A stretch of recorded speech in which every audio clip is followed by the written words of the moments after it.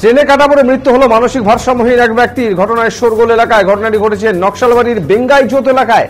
জানা গিয়েছে বুধবার সকালে নকশালবাড়ির বেঙ্গাইজোতের রেল লাইনে এক ব্যক্তিকে পড়ে থাকতে দেখেন স্থানীয়রা।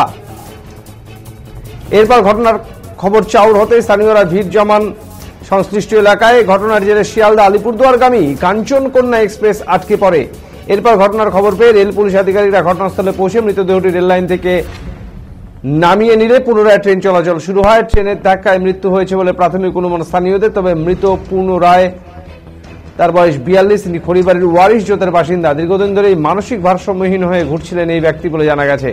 এদিন মৃতদেহ উদ্ধার করে ময়নাতদন্তের জন্য উত্তরবঙ্গ মেডিকেল কলেজ ও হাসপাতালে পাঠানো হয়েছে। ঘটনার তদন্তে নেমেছে জিআরপি ও নকশালবাড়ি থানার পুলিশ।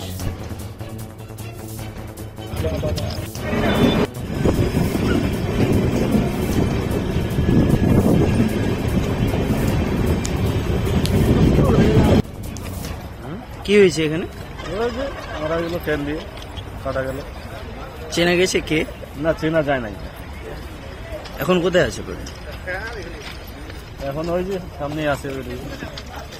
কখন হয়েছে বলে মনে করছেন? ওখান থেকে হয়েছে, এখন তো আমি এখনই আসলাম। আমি কিভাবে জানতে পারলেন? ওই সবাই দৌড়ে করে আসতেছে। কোন জায়গা এটা?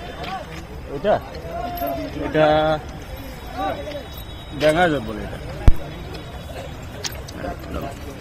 তাও কত বয়স হবে যিনি মারা গেছেন দেখছেন? মোটামুটি অনেক হবে, প্রায় 60-এর কাছাকাছি। আপনার